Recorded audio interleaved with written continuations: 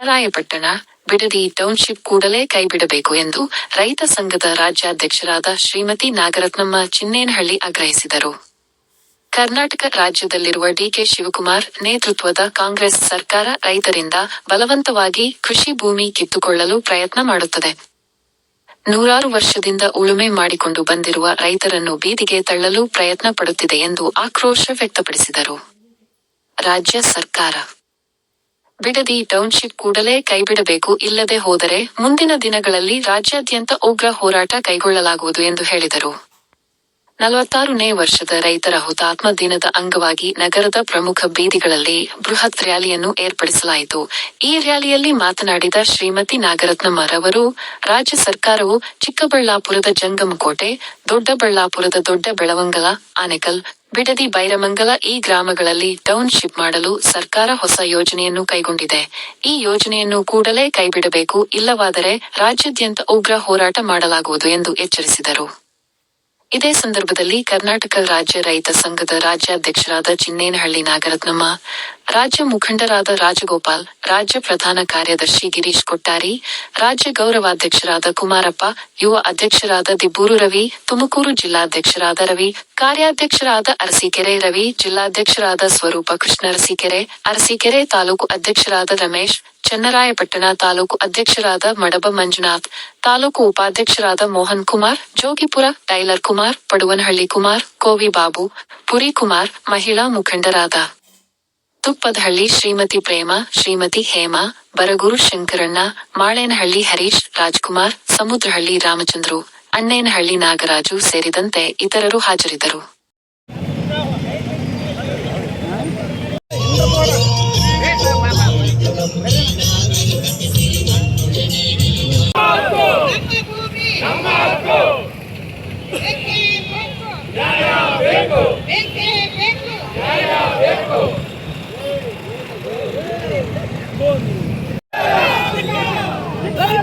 ರೈತ ವಿರೋಧಿ ಸರ್ಕಾರಕ್ಕೆ ಧಿಕ್ಕಾರ, ಧಿಕ್ಕಾರ. ರೈತ ವಿರೋಧಿ ಆಡಳಿತಕ್ಕೆ ಧಿಕ್ಕಾರ, ಧಿಕ್ಕಾರ. ಸರ್ಕಾರ ಒಂದೇ ಸರ್ಕಾರ,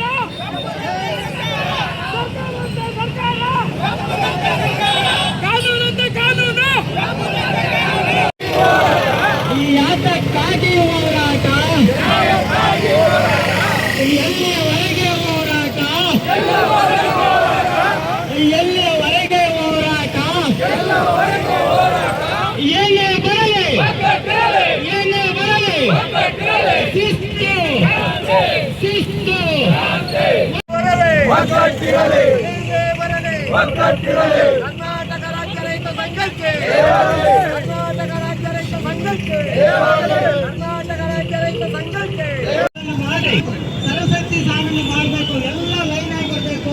ಪ್ರತಿಯೊಬ್ಬರು ಇವತ್ತಿನ ದಿವಸ ಆದ್ರಿಂದ ದಯವಿಟ್ಟು ರೈತ ಎಚ್ಚೆತ್ತುಕೊಳ್ಬೇಕು.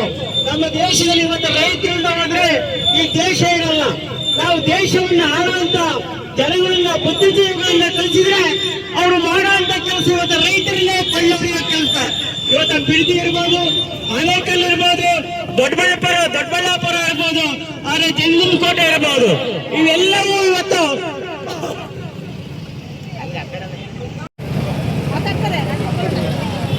ರಾಜ್ಯ ರೈತ ಸಂಘಕ್ಕೆ, ಸ್ವಾಮಿಗೆ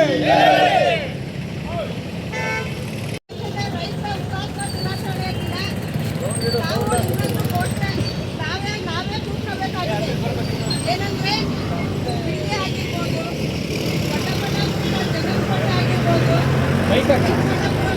ಆಗಿರ್ಬೋದು, ಆನೇಕಲ್ ಆಗಿರ್ಬೋದು, ಎಲ್ಲ ರೈತರು ಕೂಡ ಬೆಂಗಳೂರು ಡೆವಲಪ್ಮೆಂಟ್ ನೆಪದಲ್ಲಿ ಒಕ್ಕಲಿಗರಿದ್ದಾರೆ. ಈ ಸರ್ಕಾರ ಬಲವಂತವಾಗಿ ರೈತರ ಭೂ ಸ್ವಾಧೀನ ಮಾಡ್ಕೊಂಡು ಹೊರಟಿದ್ರಿಂದ ಈ ದಿನ ಬಲವಂತದ ಭೂ ಸ್ವಾಧೀನ ದಿನ ಅಂತ ನಾವು ಘೋಷಣೆ ಮಾಡ್ತಾ ಇದೀವಿ ಬಂಧುಗಳೇ. ಆದ್ರಿಂದ ಪ್ರತಿಯೊಬ್ಬರು ಕೂಡ ಎಲ್ಲ ಅವರವ್ರ ಜಿಲ್ಲೆ ಅವರ ತಾಲೂಕಲ್ಲಿ ಅದನ್ನ ಮಾಡ್ತಾ ಇದ್ದಾರೆ. ನಾವು ಕೂಡ ನಮ್ಮ ರೈತ ಸಂಘಟನೆ, ನಮ್ಮ ತಾಲೂಕಿನಾದ್ಯಂತ ನಮ್ಮ ರೈತರು ನಮ್ಮ ತಾಲೂಕಲ್ಲಿ ನಾವು ಭೂ ಸ್ವಾಧೀನ ವಿರೋಧಿ ದಿನ ಇವತ್ತು ಬಲವಂತವಾಗಿ ರೈತರ ಹತ್ರ ಬಲವಂತವಾಗಿ ಅವ್ರನ್ನ 1.5 ವರ್ಷದಿಂದ ಧರಣಿ ಮಾಡ್ತಾ ಇದ್ರು ಕೂಡ ಅವ್ರನ್ನ ಲೆಕ್ಕಿಸ್ದಂಗೆ ನಾವು ಗ್ರೇಟ್ ಬೆಂಗಳೂರು ಮಾಡ್ತೀವಿ, ಡೆವಲಪ್ಮೆಂಟ್ ಮಾಡ್ತೀವಿ ಅಂತ ಒಳ್ಳೊಳ್ಳೆ ಫಲವತ್ತಾದ ಭೂಮಿಗಳನ್ನ ಆವರಿಸ್ಕೊಂಡು ರೈತರನ್ನ ಕಣ್ಣೀರು ಹಾಕಿಸ್ಕೊಂಡು ನಡೆಸ್ತಾ ಇರೋಂಥ ಸರ್ಕಾರ ಇದು. ಆದ್ರಿಂದ ಇವತ್ತು ನಾವು ಬಲವಂತದ ವಿರೋಧ ದಿನ ಅಂತ ನಾವು ಘೋಷಣೆ ಮಾಡ್ಕೊತಾ ಇದ್ದೀವಿ. ಆದ್ರಿಂದ ದಯವಿಟ್ಟು ಎಲ್ಲರೂ ಕೂಡ ಎಚ್ಚೆತ್ಕೋಬೇಕು. ಮುಂದಿನ ದಿನಗಳಲ್ಲಿ ನಮ್ಗೆ ಯಾರು ಬೇಕು ಯಾರು ಬೇಡ ಅದು ನಾವೇ ತಿಳ್ಕೋಬೇಕು. ಇವತ್ತು ಹಿಡಿದು ನಾನು ಇವತ್ತು ನಮ್ಮ ರೈತರು ನಾವೇ ಘೋಷಣೆ ಮಾಡ್ಕೊತಾ ಇದ್ದೀವಿ. ಭೂ ವಿರೋಧಿ ದಿನ ಅಂತ ನಮಗೆ ನಾವೇ ಘೋಷಣೆ ಮಾಡ್ಕೊಂಡು ಪ್ರತಿಯೊಬ್ಬ ಹೋರಾಟಗಾರ ಮನೆ ಮೇಲೂ ಕೂಡ ಹಸಿರು ಬಾವುಟ ಹಾರಬೇಕು. ಪ್ರತಿಯೊಬ್ಬರು ಕೂಡ ಫೇಸ್ಬುಕ್ ವಾಟ್ಸಪ್ ಅಲ್ಲಿ ಅದನ್ನ ನಾವು ಬಿಡ್ಬೇಕು ಅಂತ ನಮ್ಮ ರೈತ ನಾಯಕಿ ಪ್ರೊಫೆಸರ್ ನಂಜುಂಡಸ್ವಾಮಿ ಅವ್ರ ಮಗಳು ಚುಕ್ಕಿ ಅವರು ಕರೆ ಕೊಟ್ಟಿದ್ರು. ಅದೇ ರೀತಿ ನಾವು ಕೂಡ ಮಾಡ್ತಾ ಇದೀವಿ. ಎಲ್ಲರೂ ಕೂಡ ರೈತ ಅಂದ್ರೆ ಒಬ್ಬನೇ ಅಲ್ವಾ, ರೈತ ಸುಭಿಕ್ಷವಾಗಿದ್ರೆ ದೇಶ ಸುಭಿಕ್ಷವಾಗಿರ್ತದೆ. ಆದ್ರೆ ಪ್ರತಿ ಸರ್ಕಾರಗಳು ಕೂಡ ರೈತರನ್ನ ಹೀನಾಯವಾಗಿ ರೈತರನ್ನ ನಿಂದನೆ ಮಾಡುತ್ತೆ. ಒಂದಲ್ಲ ಒಂದ್ ಸರ್ಕಾರ, ಯಾವ್ದು ಕಾಂಗ್ರೆಸ್ JDS BJP ನಾವ್ ಯಾವ್ದು ಹೊಗಳಂಗಿಲ್ಲ. ಪ್ರತಿ ಒಬ್ರು ಕೂಡ ರೈತನ ವಿರೋಧಿಸ್ಕೊಂಡೇ ಬಂದವ್ರೆ. ರೈತನ ನಿಮ್ಗೆ ಇರುವಂತ ದಿನನೇ ಇಲ್ಲ.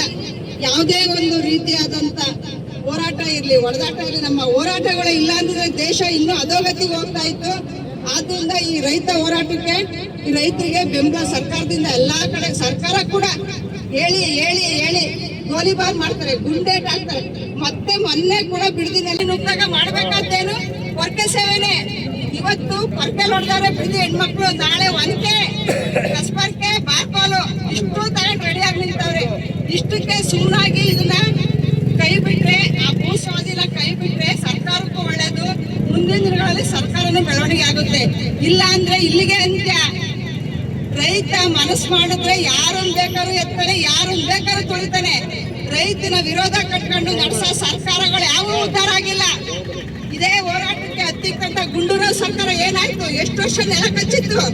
ಇತ್ತೀಚೆಗೆ ಸರ್ಕಾರ ಬಂದೈತೆ, ಕಾಂಗ್ರೆಸ್ ಸರ್ಕಾರ ಮಾನ ಮರ್ಯಾದೆ ಆಗಿ ಅವರು ಈ ಭೂ ಸ್ವಾಧೀನ ಕೈ ಬಿಟ್ರ ಮುಂದಿನ ದಿನಗಳಲ್ಲಿ ಸರ್ಕಾರಕ್ಕೆ ಬೆಲೆ ಇಲ್ವಾ? ಹೀನಾಯವಾದ ಸ್ಥಿತಿ ನೀವು ಅನುಭವಿಸ್ತೀರಾ. ಕರ್ನಾಟಕ ರಾಜ್ಯ ರೈತ ಸಂಘಕ್ಕೆ, ರೈತ ವಿರೋಧಿ ಸರ್ಕಾರಕ್ಕೆ ಕುಮಾರಪ್ಪನವರಿಗೆ ಕೇಳ್ಕೊಳ್ತಾ ಇದ್ದೀನಿ. ಕೇಂದ್ರದಿಂದ ಇರ್ತಕ್ಕಂಥ ಮಹಿಳಾ ಅಧ್ಯಕ್ಷಿಣಿ ನಾಗರತ್ನಮ್ಮನವರೇ ಹಾಗೂ ಜಿಲ್ಲೆ ಮತ್ತು ತಾಲೂಕಿನ ಎಲ್ಲ ಪದಾಧಿಕಾರಿಗಳೇ ಹಾಗೂ ರೈತ ಸ್ನೇಹ ಬಂಧುಗಳೇ, ಅಣ್ಣ ತಮ್ಮಂದಿರ, ಅಕ್ಕ ತಂಗಿಯರು, ನಾನು ಹೆಚ್ಚು ಮಾತಾಡಲಿಕ್ಕೆ ಸಮಯ ತಗೊಳ್ಳಲ್ಲ. ಕೆಲವೇ ಮಾತುಗಳನ್ನು ಮಾಡಲಿಕ್ಕೆ ಇಷ್ಟಪಡ್ತೇನೆ. ಏನು ನಮ್ಮ ಕರ್ನಾಟಕದಲ್ಲಿ ಒಂದು ಮಹಿಳೆಯರು ಹೋರಾಟ ಮಾಡಿರೋ ಸ್ವಾತಂತ್ರ್ಯಕ್ಕೋಸ್ಕರ ರಾಣಿ ಅಬ್ಬಕ್ಕ ದೇವಿ ಆಗಿರ್ಬೋದು, ಝಾನ್ಸಿ ಲಕ್ಷ್ಮೀಬಾಯಿ ಆಗಿರ್ಬೋದು, ಚಿತ್ರದುರ್ಗ ವನಿಕೆ ಓಬಮ್ಮ ಆಗಿರೋದು, ಅವರೆಲ್ಲ ಇತಿಹಾಸ ಪದಗಳನ್ನು ನಿರ್ಮಿಸಿ ಹೋಗಿದ್ದಾರೆ. ಹಾಗೆ ನಮ್ಮ ರೈತ ಸಮುದಾಯಕ್ಕೆ ಪ್ರೊಫೆಸರ್ ನಂಜುಂಡಸ್ವಾಮಿ ಅವರ ಸಹೋದ್ಯೋಗಿಗಳ ಜೊತೆ ಬಹಳ ಒಂದು ನುರಿತ ಒಂದು ಅನುಭವವನ್ನು ತೆಗೆದುಕೊಂಡು ನಮ್ಮ ರೈತರನ್ನು ಒಂದು ಉತ್ತೇಜನ ಮಾಡಿ ರೈತರಿಗೆ ಕಷ್ಟ ಸುಖಕ್ಕೆಲ್ಲ ಸ್ಪಂದಿಸಿ ಹಗಲು ರಾತ್ರಿ ಸಹ ದುಡಿದಿದ್ದಾರೆ. ಅವರ ಒಂದು ಹೆಚ್ಚಿನ ಸಹಕಾರದಿಂದ ಮುಂದಿನ ಸಭೆಯಲ್ಲಿ ಮಹಿಳಾ ರಾಜಗೋಪಾಲ್ ಅವರು ಈ ಒಂದು ಕಾರ್ಯಕ್ರಮವನ್ನು ಉದ್ದೇಶಿಸಿ ಮಾತನಾಡಲು ಕೇಳಿಕೊಳ್ತಾರೆ. ವೇದಿಕೆ ಮೇಲಿರುವ ಎಲ್ಲ ಪೂಜ್ಯರಿಗೂ ನಮಸ್ಕರಿಸ್ತಾ ಮತ್ತು ನಮ್ಮ ರೈತ ಎಲ್ಲ ಮುಖಂಡರಿಗೂ ಕೂಡ ನಾನು ನಮಸ್ಕಾರಗಳನ್ನು ತಿಳಿಸ್ತಾ, ಇವತ್ತು ಏನು ರೈತ ಹುತಾತ್ಮ ದಿನಾಚರಣೆಯನ್ನು ಆಚರಿಸ್ತಾ ಇದ್ದೇವೆ. ಎಲ್ಲರೂ ಕೂಡ ಸಂತಾಪವನ್ನು ವ್ಯಕ್ತಪಡಿಸಿದ್ದಾರೆ. ಬಟ್ ಈ ದಿನವನ್ನು ನಾವು ಮುಂದೆ ಕಾಣಬಾರ್ದು. ಈ ಥರ ರೈತ ಹುತಾತ್ಮ ದಿನ ಇಲ್ಲಿಗೆ ಸ್ಟಾಪ್ ಮಾಡಬೇಕು ಅಂತ ನಾನು ಬೇಡ್ಕೊಳ್ತಾ ಇದ್ದೀನಿ. ಅದು ನಮ್ಮ ಮಕ್ಕಳುಗಳು ಇವತ್ತು ರೈತರಾಗಿ ಉಳಿತಾ ಇದ್ದಾರೆ. ಇವತ್ತು ರಾಜಕಾರಣಿಗಳ ಮಕ್ಕಳು ಇವತ್ತು ಯಾವುದೋ ಊಟದ ಉನ್ನತ ಮಟ್ಟದಲ್ಲಿ ಹೋಗ್ತಾ ಇದ್ದಾರೆ. ಬಟ್ ಆದರೆ ಏನೇ ಮುಂದುವರೆದು ಕೂಡ ನಮ್ಮ ರಾಜ್ಯದಲ್ಲಿ ಬಡತನ ಅಂತಕ್ಕಂಥದ್ದನ್ನು ನಿರ್ವಹಣೆ ಮಾಡೋಕ್ಕಾಗ್ತಾ ಇಲ್ಲ. ರೈತರು ಸಾವುಗಳನ್ನು ಕೂಡ ಕಡಿಮೆ ಮಾಡೋಕ್ಕಾಗ್ತಾ ಇಲ್ಲ. ದಿನ ಒಂದೊಂದು ಸಮಸ್ಯೆಯಲ್ಲಿ ರೈತರು ಬೇಯ್ತಾ ಇದ್ದಾರೆ. ಇವತ್ತು ಒಂದು ಕಡೆ ವಿದ್ಯುತ್ ಇದ್ದರೆ ಒಂದು ಕಡೆ ಮಳೆ ಇರಲ್ಲ, ವಿದ್ಯುತ್ ಇದ್ದರೆ ಬಾವಿನ ನೀರಿಲ್ಲ. ಇಂಥ ನಾನಾ ಥರ ಸಮಸ್ಯೆಗಳನ್ನ ನಾವು ಅನುಭವಿಸ್ತಾ ಇದ್ದೇವೆ. ಆದರೆ ನಾವೇನೇ ಮುಂದುವರೆದ್ರೂ ಕೂಡ ನಮ್ಮ ರಾಜಕಾರಣಿಗಳಿಗೆ ಒಂದು ಸ್ಪಷ್ಟವಾದ ಸಂದೇಶವನ್ನು ಕೊಡ್ತೇನೆ. ನೀವು ಎಷ್ಟೆಲ್ಲ ಹಣ ಸಂಪಾದನೆ ಮಾಡ್ತೀರಾ, ನಿಮ್ಮ ಮಕ್ಕಳು, ನಿಮ್ಮ ಫ್ಯಾಮಿಲಿ, ನಿಮ್ಮ ಮರಿ ಮಕ್ಕಳು, ನಿಮ್ಮ ಸ್ವತಃ ಎಲ್ಲವನ್ನೂ ಕೂಡ ಜೈಲಿಗಾಗಿ ರಾಜಕಾರಣ ತಗೊಬಂದು ನೀವು ಮಾತ್ರ ಮುಂದುವರಿತಾ ಇದ್ದೀರ. ಈ ರೈತರ ಸಮಸ್ಯೆಗಳನ್ನ ನೀವೆಂದೂ ಕೂಡ ನೋಡ್ತಾ ಇಲ್ಲ.